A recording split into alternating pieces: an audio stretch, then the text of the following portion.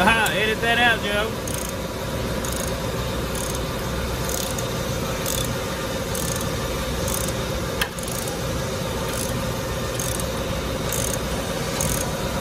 I got a better idea.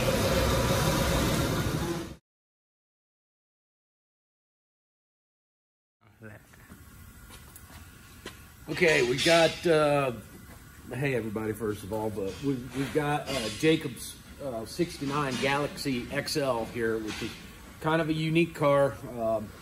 It's not the prettiest thing in the world, but he knows that and paid accordingly for it. Purchased the car with no drive shaft in it, which the drive shaft was here, but it was not in it. So that, I was immediately suspect that there's gonna be a problem somewhere. Well, we put a carburetor on it and fixed a couple of wires, and the guy's got this car running, I mean, like a top. You just turn the key and it's running. But it does not move. There is no transmission fluid in it. And I just got off the phone with Jacob, and he said that there was, when he got the car, it was delivered on a rollback, and there was transmission fluid all over the rollback. Of course, no drive shaft being in the car, you put it on any kind of an angle, it's going to run all the fluid out of it. So we're going to take a shot here and put some transmission fluid in it and see if we can get the car to move. Once it moves, we'll just check brakes and fluids and things like that, you know, coolant, and it's got a power steering lead, but it's got a lot of stuff that he can do himself. So we're doing the grunt work for him, and then giving him back the car. It's a pretty cool car. I mean, you just don't see any of these.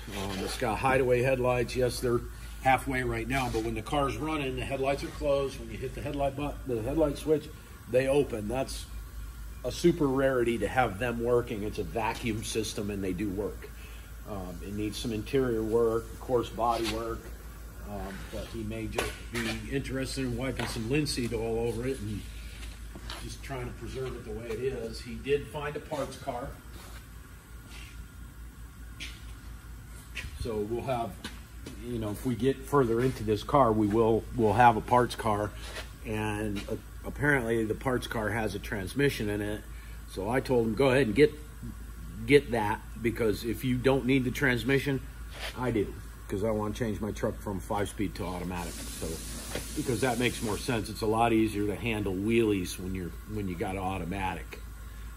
So, but that's it for now. We'll give you an update on this a little bit later once O'Reilly's brings me some transmission fluid, and we'll go on from there. And then the 37, we're going to assemble that today.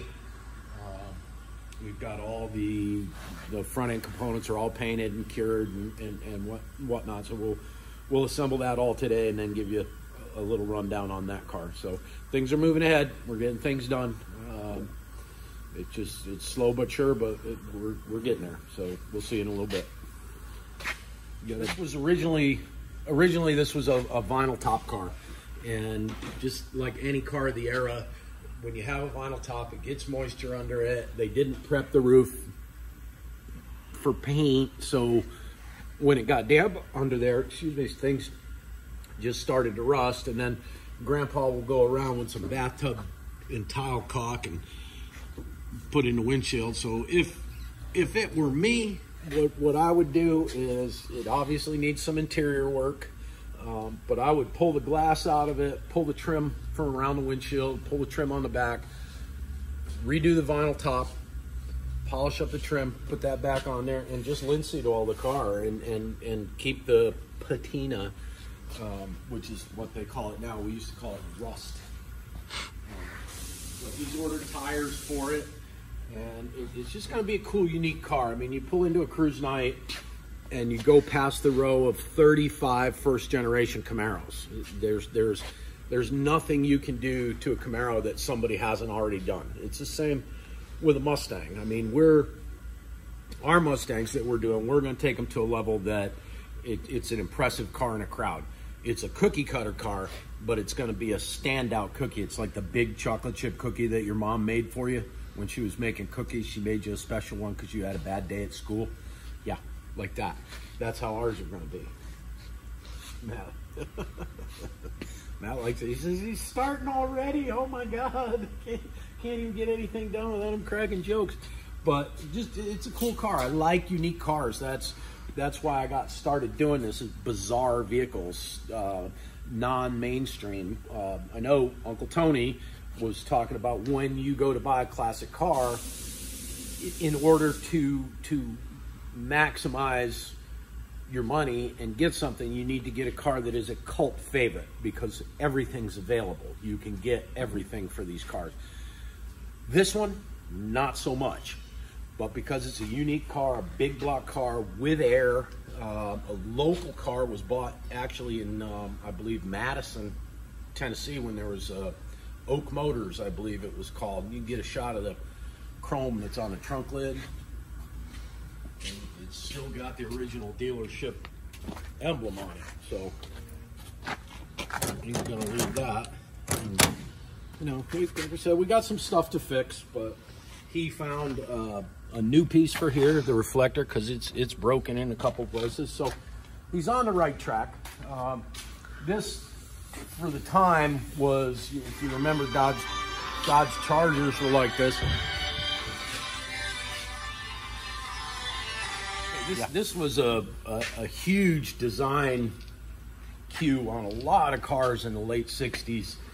Was this tucked in back window with these big sail panels. Gave cars, you know, more sporty look. It's a, you know, big, basically an LTD Galaxy, which is, you know, a family car, but you do something like this and all of a sudden it's a sporty car. So it's got kind of a fastback, but not really a fastback. But I like this stuff. You don't see little touches in design in newer cars. They're all, I can't tell what kind of car any car is anymore, but the old cars you can always tell. So, but it's pretty slick. And I mean, all his trim is, well, it's dulled out, and the matte black is bad. It's not all smashed up. So a lot of the pieces that he would need to do if he was going to fully restore this car are all here. This one, you would get re-chrome. That can be polished. That's available. There's no dents in this.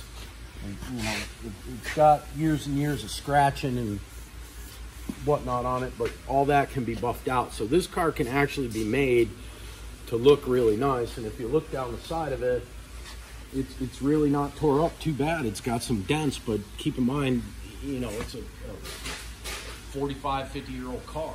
So, you know, and it's 2-owner. So there's that. But we'll update you on what we got going on a little bit later this afternoon on this one.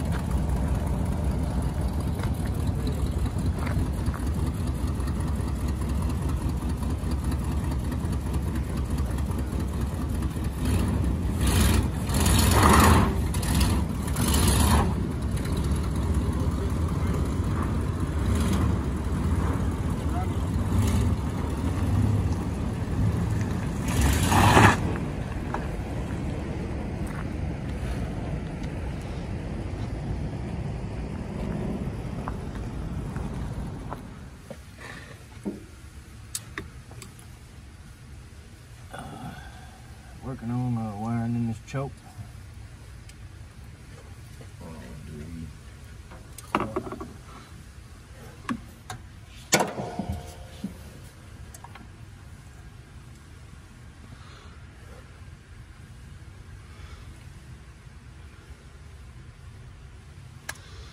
Where's the vacuum coming from? Yeah, but where's it going? Where's the hose that's going in to give it vacuum? There's an intake right there. Where's those zip ties at? Right there.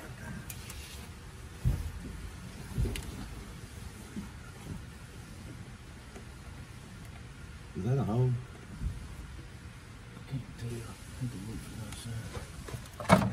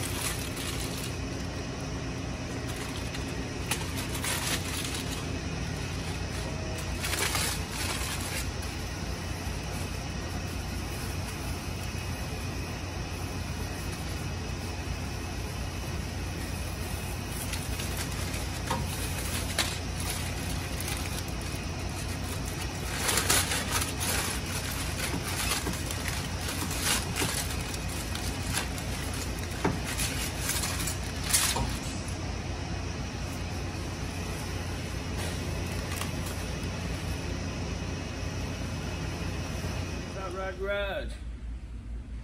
Alright, we do that. Hey YouTube, what's going on, y'all? We're putting this front end together on this 37.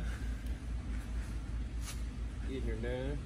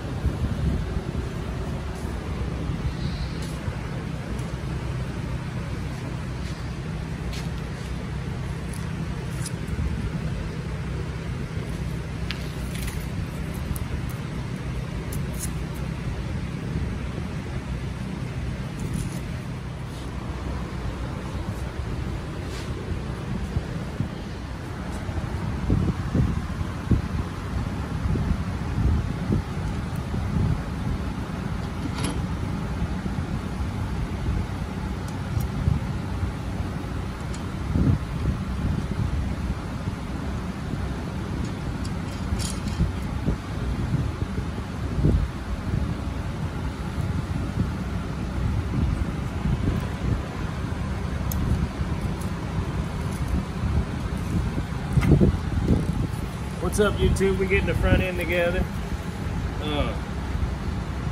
Got the upper control arm, lower control arm, the spindle here. Then after we get this mocked up, we'll put the rack in and the tie rods, and then the sway bar and the steering column. Get it all buttoned up. Might relocate the brake line. Are you going to tighten everything once everything is in place? Yeah. We'll put everything together loose. See at the top here? We'll have to move some washers around right here to fill in that gap, whether it's to the front or to the back. We'll get everything locked up, measured, see which way it needs to roll, to the front or to the back.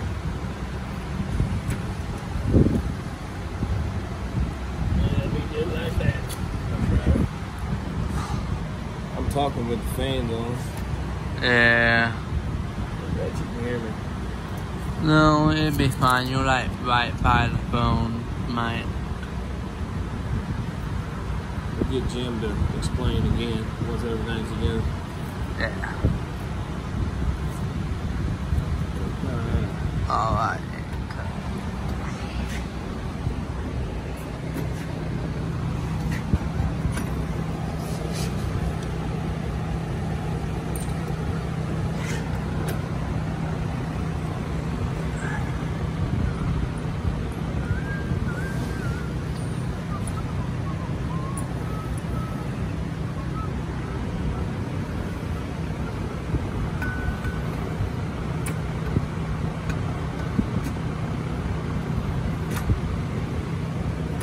Let me for a second. Let me for a second. Alright.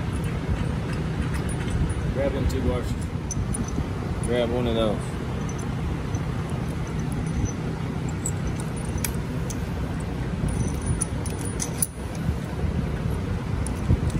Put one right there.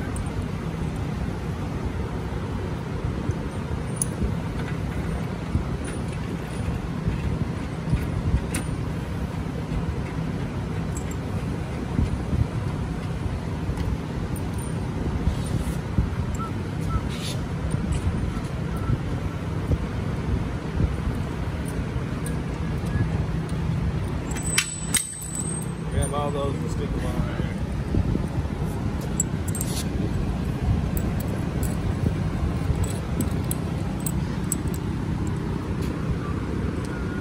And take them off. No, that's the wrong one. Here, all the small ones. Yeah. No, grab this one. And stick them all in there. All four of them? Yeah.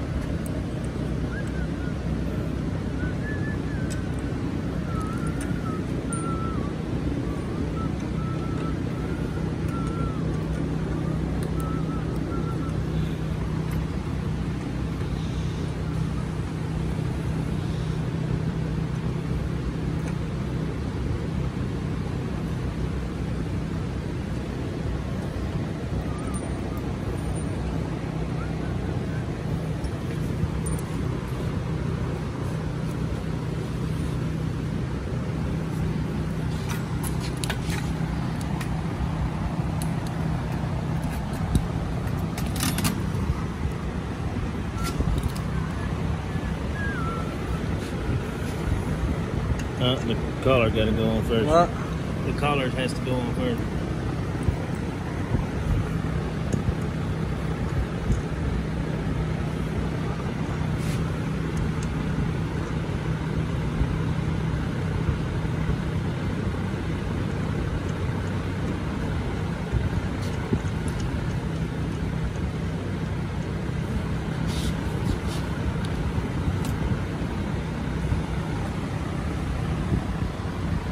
That needs to be tightened up.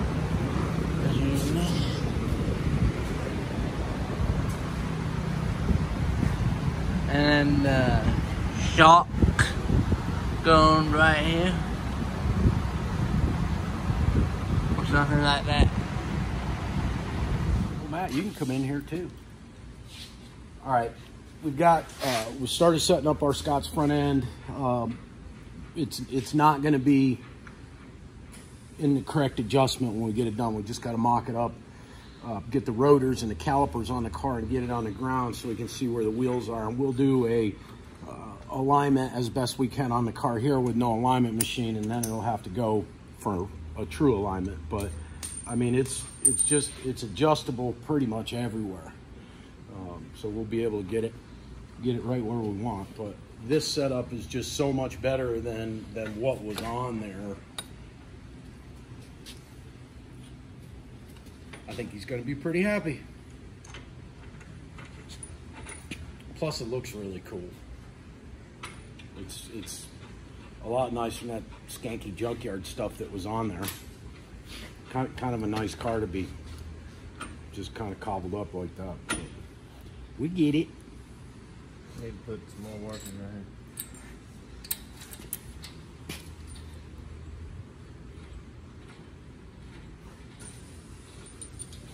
Well, it's like you said, that'll be for the alignment guy to figure out. We just got to get it. Yeah.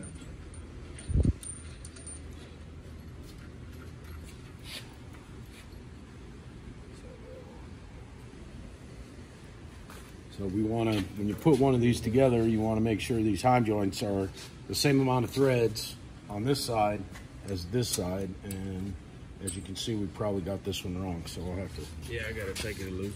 That's what I was about to do. Damn it. Let's see. Take that both of these.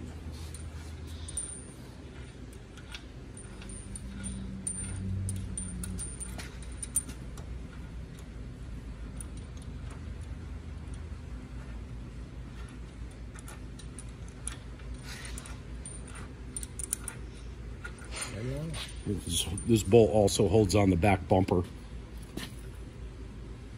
Not really.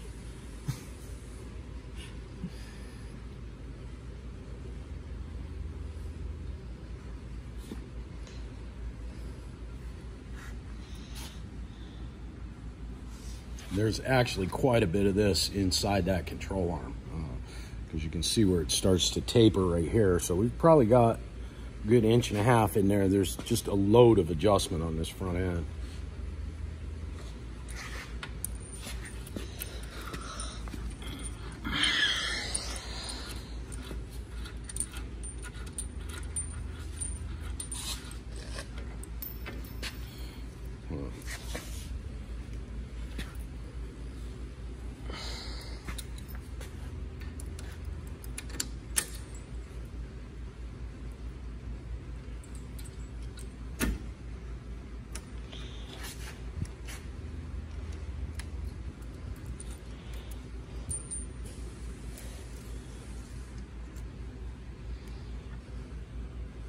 Now, if you come out here and look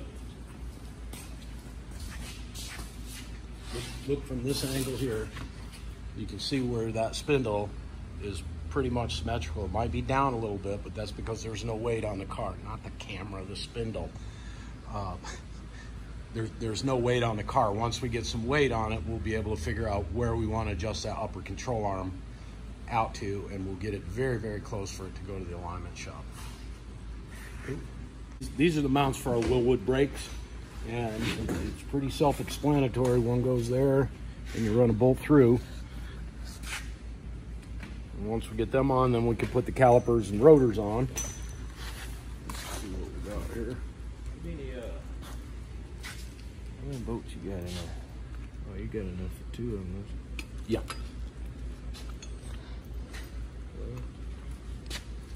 Oh, okay, you already got your... Bolted on one of the long ones.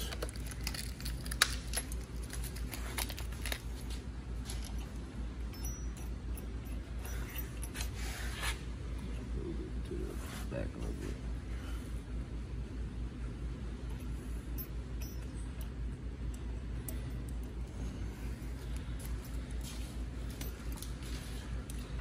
And those go on like that. And you tighten all this stuff down And then, like I said, Austin gets to pack some more bearings, and then we can put the rotors on, calipers, and whatnot, and then we'll be able to get a wheel on it, set the car down on the ground, and check ride height, which is adjustable here. I think I got a spanner wrench for these somewhere, because it obviously didn't come with them, did it? I don't think it did. Okay, we got grease fittings to put in, and again, like I said, this is not a scientific adjustment whatsoever, but we've got to get it mocked up so we can set the car on the ground and check ride height and center line and so forth like that, because we'll be able to adjust the center line by adjusting one of these heims out, and that's going to kick this way so we can get our center line. But I would say that we're pretty good, close anyway, just the way it is. So we'll go ahead and do some more.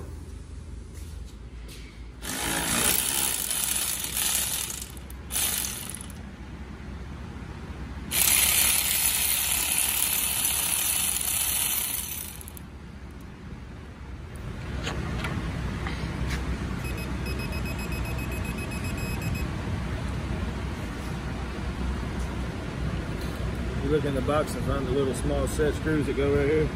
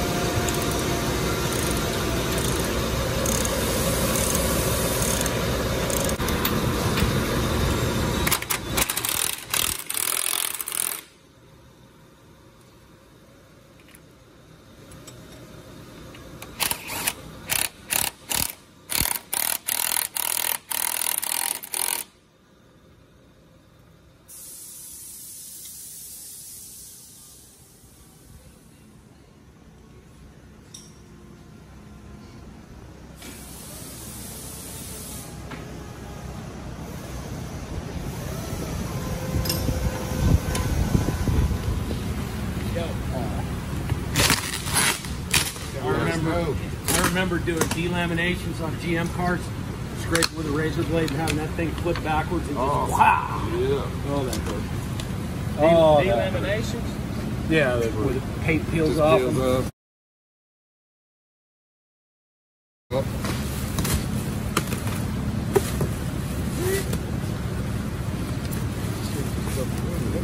Good. I love any 5-spoke wheel. Me too. Wait. You're gonna set it back in there.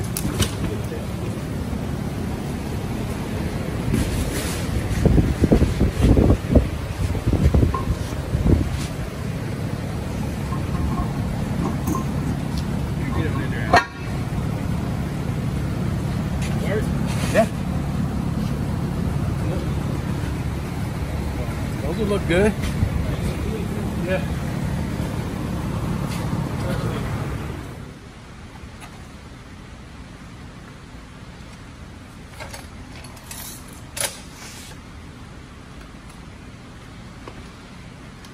You're very good talker.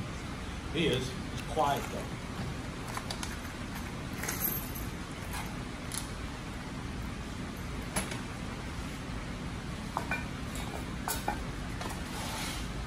You want me to like rap or what?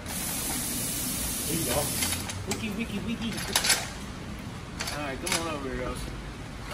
I'll explain myself. Alright, so we got recording. We got everything buttoned up, tightened up, torqued down. Just doing some last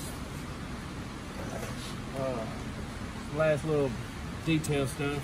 Still got to put grease fittings in, and I'm working on shimming the caliper right now. Get it centered up on the rotor. But yeah. what it's gonna look like. You gonna bolt the wheel on there in a minute? Yeah, okay. Yeah. It looks a lot better than it did, I know that. Yeah. Where's it?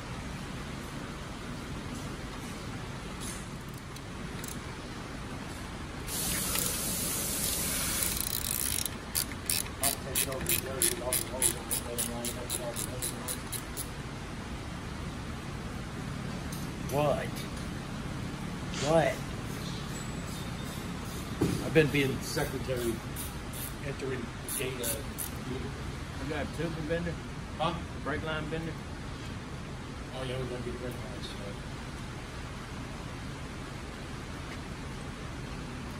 that. After I get this caliper mounted, the shim, I'll figure out where, somewhere around in here. I'm gonna have to bend my brake line right here, bring it out right here.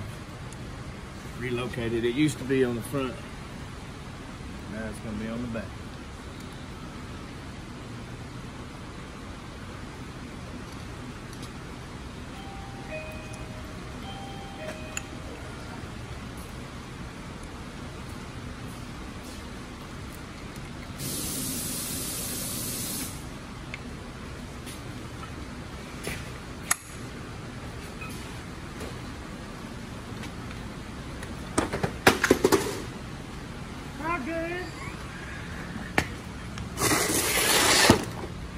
You've been waiting for that, like you've been Ain't you waiting gonna for go give your dad a big hug? You missed him?